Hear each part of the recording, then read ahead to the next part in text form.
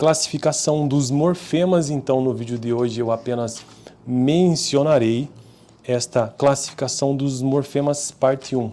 Então, de que maneira os morfemas da língua portuguesa são organizados? Porque precisa ter uma organização mínima, né?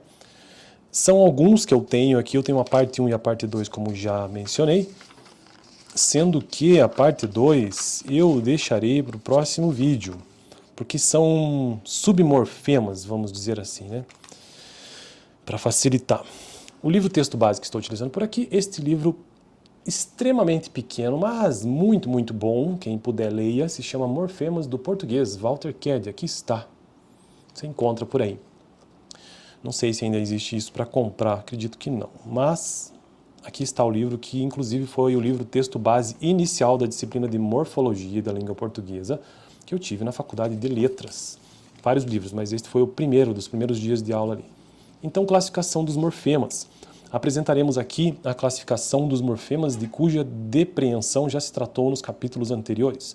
De acordo com a doutrina de Bloomfield, as formas são classificadas em livres, conforme possam funcionar como enunciações isoladas, por exemplo, mar e sol, né? Então veja que a palavra mar e sol são morfemas livres, né?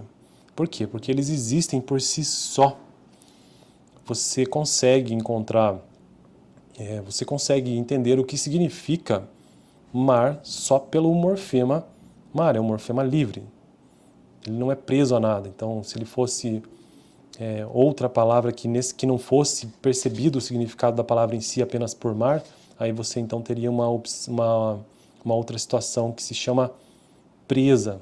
Por exemplo, então mar e sol são morfemas livres e presas quando se aparecem atreladas com outro morfema. Por exemplo, com o S do plural em mesas. Então, sempre que é atrelado a alguma coisa, isso se torna um morfema preso. A fim de evitar a estreiteza de um critério meramente formal, levaremos também em conta a função dos elementos apresentados, isto é, o papel que representam dentro do vocábulo em que figuram.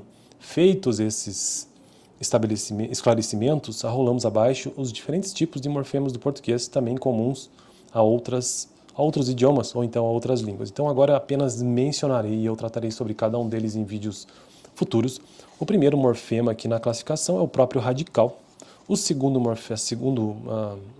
tipo de morfema, né, são os afixos, que podem ser prefixos e sufixos. Depois nós temos os morfemas terminais, né, de palavras variáveis, que são as desinências. Daí existem desinências de gênero, desinências de número. Gênero é o masculino e feminino, né? Desinência de número são o plural singular, e as desinências verbais, vogais temáticas nominais, vogais temáticas verbais, vogais e consoantes de ligação, morfemas aditivos, morfemas subtrativos, morfemas alternativos, morfemas reduplicativos, morfema de posição, morfema zero. Então veja que é uma quantidade bem razoável aí sobre morfemas. E para finalizar o vídeo de hoje, um vídeo bem curto, né?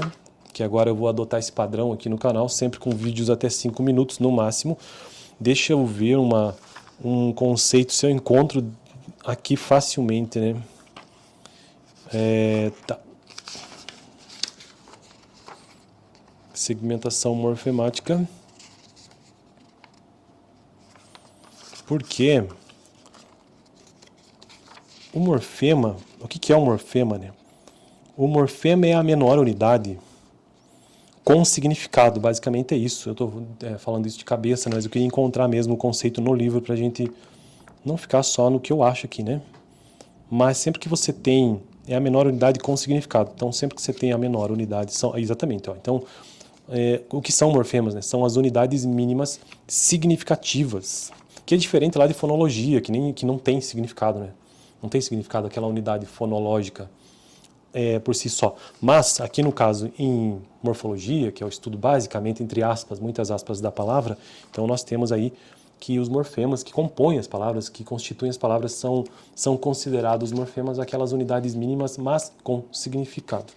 Beleza? Eu fico por aqui. No próximo vídeo, então, quero tratar sobre o quê? Vamos ver aqui que eu já me perdi no meu capítulo. Sobre o radical. que é um importantíssimo morfema da língua portuguesa, que está né, em todas as palavras. Repito, aqui está o pequeno livro, caso você queira entender um pouco sobre morfemas, que é uma introdução aí sobre morfologia, está indicado um livro. Valeu! O último vídeo eu tratei sobre o que, aliás? Sobre morfema zero e alomorfe zero.